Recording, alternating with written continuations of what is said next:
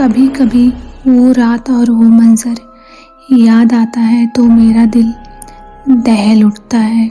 आखिर वो क्या था? वो महज मेरा कोई ख्वाब था या हकीकत जिसे मैं आज तक भुला नहीं पाई।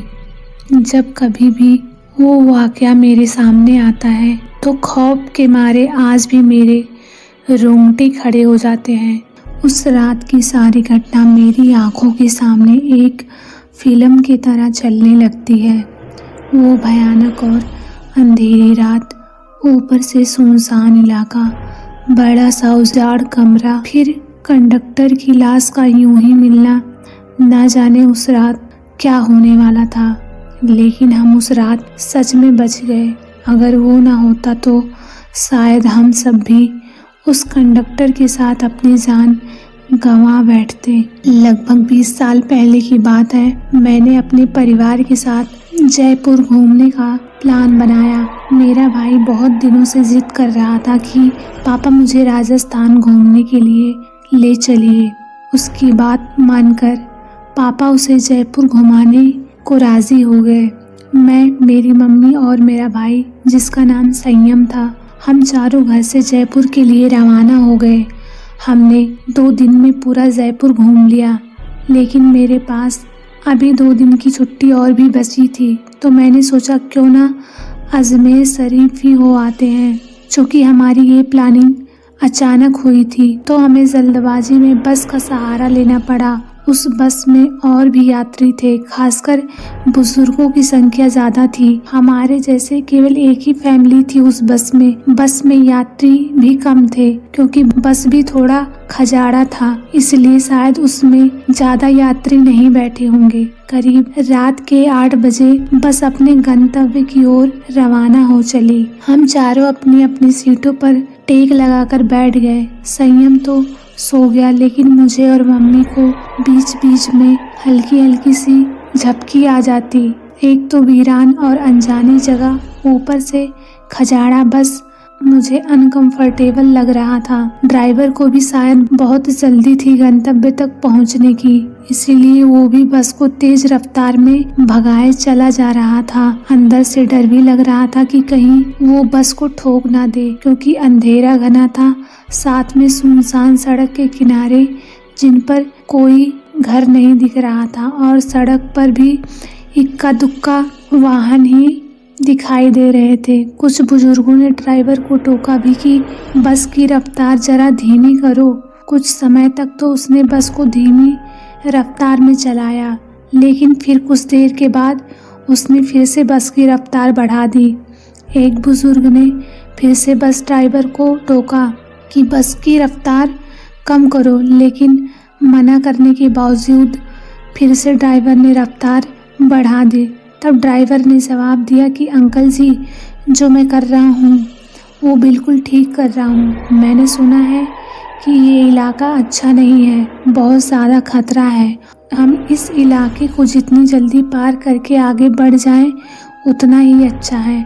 ड्राइवर की बात सुनकर सबने कहा कि चलो ठीक है।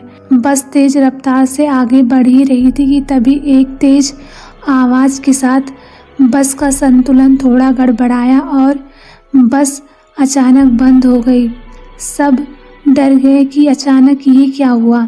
इतना खतरनाक इलाका और बस का रुकना, किसी का भी जी घबरा जाएगा। ड्राइवर ने अपनी टॉर्च जलाई, बस के नीचे उतरा और उसने देखा कि क्या बात है, बस को आखिर क्या हुआ है। कुछ देर के मुआवने के बाद उसे पता चला कि बस के पीछे के दोनों टायर पंचर हो चुके हैं और बस में एक्स्ट्रा पहिए भी नहीं थे जिससे उसकी मरम्मत हो सके। अब क्या किया जाए, सब सोच में पड़ गए। ऊपर से रेतीली अनजान जगह, अमावस की गहरी काली रात, जंगली जानवरों का डर और बस का यूं खराब हो जाना, सबके तो होश ही उड़ गए थे। अब क्या करे क्या ना करे, किसी की कुछ भी समझ नहीं आ रहा था। तभी कंडक्टर को थोड़ी दूर एक रोशनी दिखाई दी। उसने सबसे कहा कि देखो, वहाँ रोशनी दिखाई दे रही है, हो सकता है वहाँ कोई गांव हो। चलो सब वहाँ चलते हैं, शायद रात भर के लिए कोई सुरक्षित जगह मिल जाए। अगर एक कोठरी भी मिल गई तो सब वहाँ एक साथ बैठकर रात तो गुजार ही सकते हैं। सबने कंडक्टर की बात सुनकर उसके साथ निकल पड़े उस रोशनी की ओर। जैसे ही वो सब उस रोशनी के नजदीक पहुंचे तो हमें एक बहुत बड़ी सी कोठरी दिखाई दी, जिसे देखने से लग रहा था कि वो कोई बहुत पुरानी सराय है जहाँ भूले भटके मुसाफिर रुकते होंगे। सब कोठरी के दरवाजे के बाहर खड़े हो गए। ड्राइवर ने हिम्मत करके दरवाजे को खटखटाया। तभी एक बूढ़े व्यक्ति ने दरवाज़ा खोला। उसने सर पर एक बड़ी सी पगड़ी पहनी थी, गले में पुराने ज़माने का कोई आभूषण पहन रखा था। तब कंडक्टर ने हिम्मत करके उससे कहा, ताऊ साहब, मेरी बस पंचर हो गई है। हम सबको रात गुजारने के लिए अगर कोठरी में थोड़ी जगह मिल जाती तो बड़ी मेहरबानी होती। उस कोठरी के मालिक ने तब बोला, डरने की कोई बात नहीं है, मैं चौधरी सुमेर सिंह हूँ और ये मेरी घरवाली है धन्नो। मुसाफिरों का ख्याल रखते हैं हम लोग। आप सब लोग भीतर आओ और जो हम दोनों से बन पड़ेगा हम आपकी मदद ज़रूर करेंगे। कंडक्टर बोला, बहुत बहुत धन्यवाद आपका। चौधरी सुमेर सिंह बोले, इसमें धन्यवाद की क्या बात है, ये तो हमारा फ़र्ज़ है। हम लोग को बहुत खुशी हुई जो आप लोग यहाँ पधारे। ये रहा पानी का मटका और इस डलिया में पूड़ी रखी है और उस कढ़ाई में आलू की सब्जी होगी और ये रहे पत्तल। आप लोग अपना खाना परोस लीजिए। और चौधरी जी ने हमें 12 बजे के बाद बाहर जाने के लिए मना कर दिया और बिस्तर और कंबल देकर सबको सोने के लिए कहा। हम सब ने चौधरी सिंह की सारी हिदायतों के अनुसार काम किया और कंबल बिछाकर लेट गए।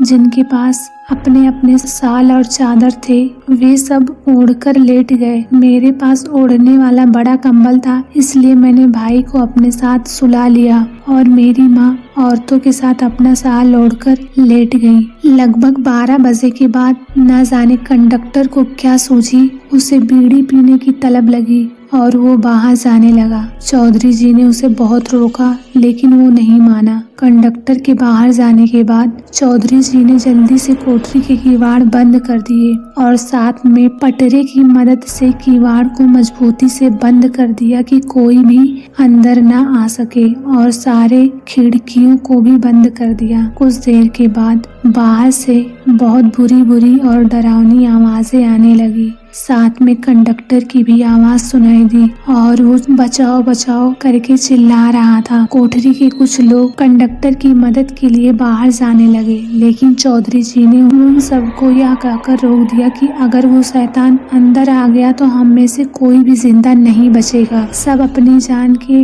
विषय में सोचकर पीछे हट गए। फिर चौधरी जी ने सबसे कहा कि हम सब अपनी जगह पर लेट जाएं और उनकी बात मानना हम सबकी मजबूरी थी। हमने वैसा ही किया जो चौधरी जी ने कहा। 1 आध घंटे बाद सबको नींद आ गई। हम सब सुबह जगे तो वहाँ का मंजर देखकर दंग रह गए। हम सब रेत पर लेटे थे और वहाँ से कोठरी गायब थी लेकिन हम लोगों का सामान वहीं पड़ा था। वहाँ पर 2 समाधियाँ बनी थी। जिस समाधि पर चौधरी सुमेर सिंह और धन्नो सिंह लिखा हुआ था। हम सब यह देखकर हैरान हो गए कि आखिर रात को जो हुआ था वो ख्वाब था या हकीकत। तभी वहाँ से एक चरवाहा अपनी भेड़ों के साथ निकला।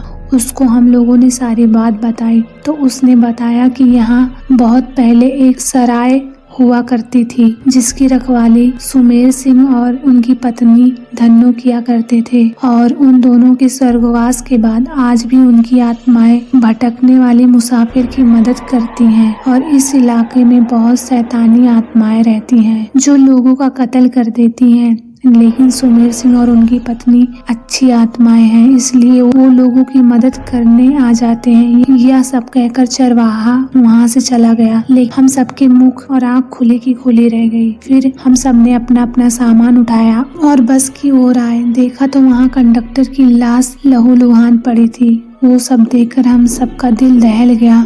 थोड़ी देर के इंतजार के बाद वहाँ से एक दूसरी बस गुजरी और हम सब उसमें बैठकर अपने गंतव्य के लिए रवाना हो गए। तो दोस्तों, यह कहानी आपको कैसी लगी कमेंट बॉक्स में अपना राय जरूर दीजिएगा और इसी तरह की डरावनी कहानियाँ सुनने के लिए हमारे चैनल को सब्सक्राइब जरूर करें। धन्यवाद।